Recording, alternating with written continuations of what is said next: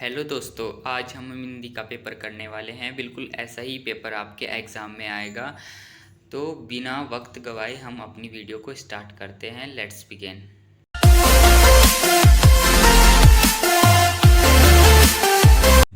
देखिए, जो पेपर है आपका वो 80 नंबर का होगा और आपके पास समय 3 घंटे का होगा।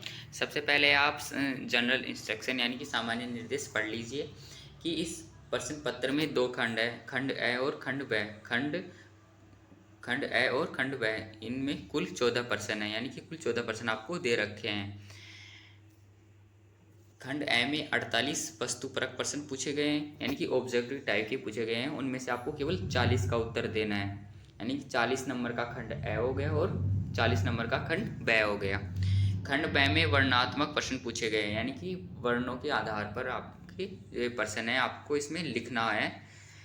तो ऐसे वाले प्रश्न पूछे गए हैं, तो ये पढ़ लेना आप। सबसे पहले क्वेश्चन में आपके पास पैसेज दिया हुआ है। ये आपकी ये संस्कृति के ऊपर है, यानी कि भारत की जो संस्कृति है, सभ्यता है, उसके ऊपर है। ये अपठित पैसेज है, यानी कि अपठित गद्यांश है। ये आपका पढ़ा हुआ नहीं है, लेकिन आप इसको कर सकते हैं। आपके जो ये क्वेश्चन दे रखे हैं, इनको आप पैसेज में से देखकर सोल्व कर सकते हैं। ये कोई ज़्यादा मुश्किल काम नहीं है। अब सेकंड आपका जो पैसेज है वो काव्यांश है, अपठित काव्यांश है। तो ये काव्यांश भी वैसा ही है, बिल्कुल जैसे पैसेज होता है। तो ये भी आप कर सकते हैं। जो नीचे क्वेश्चन लिखे हुए हैं उनको पहले पढ़िए, फिर पैसेज में से ढूंढ ढूंढ कर ये आप कर सकते हैं। अब हम आते हैं थर्ड क्वेश्चन पे। थर्ड क्वेश्चन देखिए, निम्नलिखित प्रश्नों के उत्तर देने के लिए उपयुक्त विकल्प का चयन कीजिए। यानी कि इसमें 5 क्वेश्चन पूछे गए हैं। ये कि अभिव्यक्ति और माध्यम से आपके क्वेश्चन पूछे गए हैं। प्रति क्वेश्चन 1 मार्क्स का है, तो आपको पांचों का आंसर आपको देना है इसमें। सबसे पहला क्वेश्चन है, रजप्पा नायडू ने एक प्रतिष्ठित समाचार पत्र के दफ्तर में अपना आवेदन दिया। प्रक्रिया पूर्ण होने के बाद उन्हें अलग डेस्क पर काम करने के लिए कहा गया। यह दर्शाता है कि वह एक, इनमें से आपको 4 ऑप्शन दे रखे हैं, इनमें से आप बताना है कि इसका सही आंसर होगा उपसंपादक। क्योंकि वहाँ से पहले वहाँ पर समाचार पत्र का संपादक पहले से था, जब कोई दूसरा व्यक्ति आ गया तो उसे उप संपादक बना दिया गया। तो ये आपको ध्यान रखना है। सेकंड क्वेश्चन है इसी का, विशेष लेखन की शब्दावली के उचित मिलान को दर्शाने वाले विकल्प का चयन कीजिए। तो इसमें आपको देखना है कि कौन से समाचार किस विकल्प से मिल रहे हैं। तो पर्यावरण से इसमें मेल खाने वाला कौन सा होगा? आर्द्रता, यानी कि आर्द्रता पर्यावरण में होती है, ना कि व्यापार में होती है, ना खेल में होती है, ना शेयर बाजार में होती है। व्यापार तेजी, यानी कि व्यापार तेज हो गया, तेजी से बढ़ गया। खेल यानी कि रोंदा, यानी कि मतलब एक जो कोई भी खिलाड़ी है, उस खिलाड़ी ने दूसरे खिलाड़ी को रोंदा। जैसे सचिन तेंदुलकर ने विराट कोहली को रोंदा, या फिर किसी भी खिलाड़ी के लिए आप मान लीजिए, तो रोंदे का मतलब है उसे आउट कर दिया। शेयर बाजार सेंसेक्स से हैं, तो आप इनका मिलान कर सकते हैं।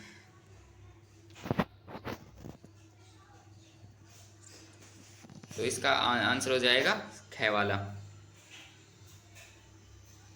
अब थर्ड क्वेश्चन देखिए, नीचे दिए गए कथनों में से अंशकालिक पत्रकार के लिए सही कथन का चयन कीजिए।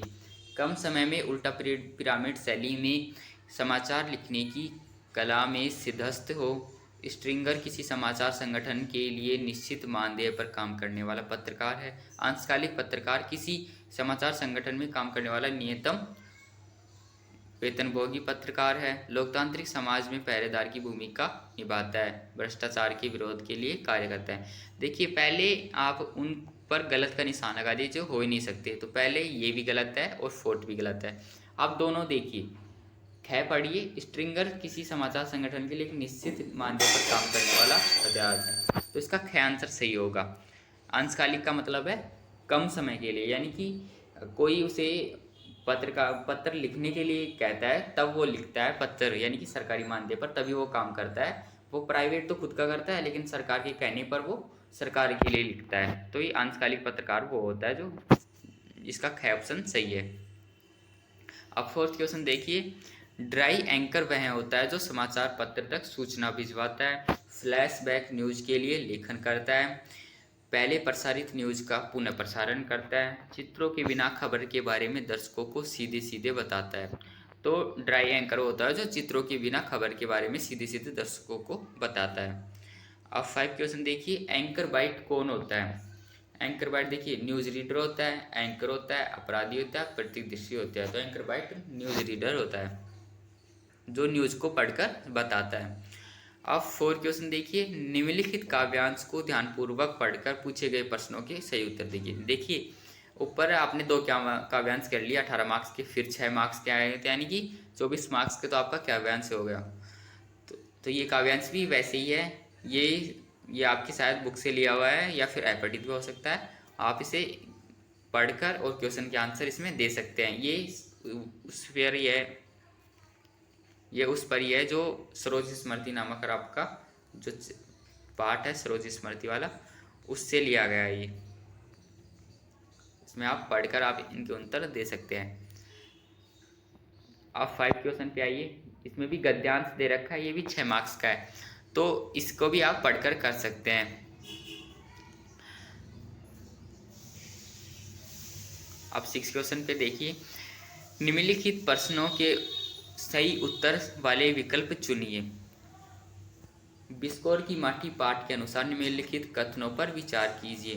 पाठ में मनुष्यों के संबंध की मानविक पड़ताल निहित है। जीवन की स्थितियों ऋतुओं के साथ बदलती है। प्रकृति के प्रकोप को ग्रामीण जीवन झेलता है। ग्रामीण जीवन में प्रकृति के प्रति अलगाव है। इसका फर्स्ट सही है। पाठ में मनुष्य के संबंधों की मानविक पड़ताल निहित है ना। और जीवन की स्थितियाँ ऋतुओं के साथ बदलती है। प्रकृति के प्रकोप को ग्रामीण जीवन झेलता है। इसमें फर्स्ट और फोर्थ गलत है, सेकंड और थर्ड सही है। तो इसका आंसर हो जाएगा ख, सेकंड और थर्ड। देखिए इस वीडियो में जो इस पेपर में जो आपकी मिड टर्म के जो क्वेश्चन नहीं, जो चैप्टर आपके नहीं आ रहे हैं उसमें वो भी दे रखे हैं, लेकिन मैं लास्ट में आपको एक पेज देने वाला हूँ इम्पोर्टेंट क्वेश्चन का। उसमें इम्पोर्टेंट क्वेश्चन लिखे हैं इन्हीं चैप्टर से आने वाले, तो वीडियो को एंड तक देखिए, एंड में मैं बताऊंगा आपको। अब इसी से सेकंड क्वेश्चन देखिए, विकास की औद्योगिक सभ्यता उजाड़ की अब सभ्यता बन गई है, इसका कारण है प्रदूषण, संपदा, नदियाँ, पठार। तो ये इसका कारण है प्रदूषण। अब थर्ड देख लिए, निम्नलिखित युग्मों पर विचार कीजिए। भरभंडा फूल, डोंडा सांप, उसी से लिया गया है जो आपको बिस्कोर की माटी है अंतराल का थर्ड चैप्टर, ये उससे लिया गया है। लेकिन आपका जो ये चैप्टर है ये वाला फोर्थ वाला ये आ नहीं रहा, ये उसमें डिलीटेड है, लेकिन फिर भी आप फायदे के लिए पढ़ सकते हैं क्योंकि फाइनल में आपके काम आ सकता है। अब थर्ड क्वेश्चन देखिए, निम्नलिखित युग्मों पर विचार कीजिए। बरहंडा फूल है, डोंडा सांप है, कोइया जलपुष्प है, धामीन अनाज है। तो इसमें देखिए कोइया भी सही है क्योंकि जलपुष्प है उसमें, और डोंडा नाम का एक सांप भी है, तो ये दो तो सही हैं। देखिए ये दो तो इसमें ऑप्शन आ रहे हैं क्या, सेकंड और थर्ड, यानी कि सेकंड और थर्ड इसमें सही है। बरबंडा एक फूल, ये फूल नहीं है, और धामीन अनाज नहीं है, तो ये दोनों गलत है और दोनों सही है। सेकंड थर्ड सही है और फर्स्ट और फोर्थ गलत है। अब फोर्थ देखिए, इसी की अभिलाषाओं की राख से तात्पर्य है जमा पूंजी का जल जाना, इच्छा की पूर्ति होना, कांक्षा का अधूरा रह जाना, चरित्र पर कलंक रंगना। तो जो आकांक्षा है वो अधूरी रह जाती है, तो इसका अभिप्राय वही है अभिलाषाओं की राग से। 5 देखिए, कोई भी तालाब अकेला नहीं है, यह कथन दर्शाता है। राजा बहुत से तालाब बनवाते हैं, तालाब के पास गांव बस जाते हैं, इसमें कूड़ा कचरा डाल दिया जाता है, अनेक स्रोतों का जल मिला होता है। कोई भी तालाब अकेला नहीं है। देखिए इसका मतलब क्या है कि जो तालाब है उसके पास जो गांव होते हैं वो बहुत सारे बस जाते हैं, क्योंकि आपने देखा होगा कि आपके पास या आपके घर इलाके के पास जो कोई भी तालाब हो, कोई भी कुंड हो, कोई भी कुआं हो या फिर बावड़ी हो या फिर कोई नदियाँ हो, उसके चारों तरफ गांव तो होते ही हैं जरूर। कोई भी तालाब या नदी अकेली नहीं होती, तो इसका ख सही हो जाएगी कि कोई भी तालाब अकेला नहीं होता, उसके पास घर होते हैं उसके आसपास में, तो इसका ख सही हो जाएगा। अब देखिए खंड ए तो हमने पूरा कर लिया 40 मार्क्स का। खंड ए में आपने देखा ज़्यादातर पैसेज पूछे गए हैं, लगभग आपके 30 मार्क्स के तो पैसेज ही हैं, 20 मार्क्स के आपको वैसे करने हैं, और आपने 30 मार्क्स उसमें से प्राप्त कर लिए, तो 30 मार्क्स पासिंग मार्क्स तो आपके आ ही गए, और इसमें भी आप और कर सकते हैं। अब वर्णनात्मक प्रश्न देखिए, निम्नलिखित दिए गए तीन शीर्षकों में से किसी एक शीर्षक पर लगभग 120 शब्दों में रचनात्मक लेख लिखिए। आपको एक लेख लिखना होता है। जैसे आपको एक टॉपिक दे रखा है गर्मी की पहली बारिश, तो ऊपर आपको हेडिंग डालनी है और उसके नीचे आपको पॉइंट वाइज पॉइंट लिखते रहने हैं। पहले आप इंट्रो दे दीजिए उसका, फिर बॉडी पार्ट मेन पार्ट बता दीजिए, फिर उसके इफेक्ट और डिफेक्ट बता दीजिए, यानी कि कारण बता दीजिए और प्रभाव बता दीजिए एंड में। तो ये ऐसे लिखा जाता है। जैसे आपके अगर दीपावली पे आ गया तो आप कैसे लिखेंगे, निबंध की जैसे ही आपको लिखना है, लेकिन निबंध में बहुत ज़्यादा शब्द लिखने होते हैं। इसमें आपको एक पीस यानी कि केवल एक पेज में यह आना चाहिए। तो ऐसे ही ये आपको रचनात्मक लिखना है। अब देखिए, अब आपके बुक से प्रश्न पूछे गए हैं। जो इसमें से डिलीटेड हैं प्रश्न वो मैं नहीं कराऊंगा, जो है वो करवा देता हूँ। आपको दे रखे हैं जिनमें से आपको 2 करने हैं, मतलब 3 में 3 प्रश्न आपको इसमें दे रखे हैं। 1 मिनट, एक प्रश्न देखिए, ये आपको 60 शब्दों में इनके आंसर लिखने हैं। इनमें से आपको इनमें 3 प्रश्न आपको दे रखे हैं, प्रत्येक प्रश्न 2 मार्क्स का है, तो आपको तीनों इसमें करने हैं। तो इनमें से पहला जो है वो डिलीटेड है और जो ये दोनों हैं वो अभिव्यक्ति और माध्यम से पूछे गए हैं। तो इन प्रश्नों को आपको हल करना है। अब 9 क्वेश्चन देखिए, निम्नलिखित प्रश्नों के उत्तर 60 शब्दों में दिए। ये भी 60 शब्दों में है। ये भी आपको, मतलब ये 3 नंबर का है और आपको दोनों इसमें करने हैं। तो ये भी अभिव्यक्ति और माध्यम से पूछा गया है कि अधिकांश समाचार एक विशेष शैली में लिखे जाते हैं, यानी कि जो समाचार हमारे होते हैं वो विशेष शैली में लिखे जाते हैं। इसका कारण बताना है कि क्यों लिखे जाते हैं, और अच्छे फीचर की किन्हीं 3 विशेषताओं को लिखना है कि अच्छे फीचर से हमारे जो समाचार हैं वो सुलभ बन जाते हैं, अच्छे दिखते हैं हमें। इससे ऐसे ही आपको 3 और विशेषताएं इसकी बतानी है। अब 10वां क्वेश्चन देखिए, निम्नलिखित 3 प्रश्नों में किन्हीं 2 प्रश्नों के उत्तर लगभग 40 शब्दों में दीजिए। इनमें से आपको तीनों में से 2 करना है। मैंने देखा एक बूंद, तो ये उसी जो आपकी चौधरी साहब की जो कविता है मैंने देखा एक बूंद, तो उससे आपको बताना है कि वो जो झरने से टपकती हुई बूंद है उससे वो देखता है, तो इसका क्या निहितार्थ है, क्या अर्थ है, ये आपको बताना है इसमें। और ये कि कविता है थोड़ी सी, मतलब उसका एक पैराग्राफ दे रखा है, आपको उसका आशय स्पष्ट करना है। गए देखिए इसमें, तोड़ो कविता नवसृजन की प्रेरणा कथन के आलोक में विचार कीजिए। तो ये दोनों चीज़ें ये आपके फाइनल में आएंगी, लेकिन अब नहीं आ रही, तो इन चीज़ इसका आपका ध्यान रखना।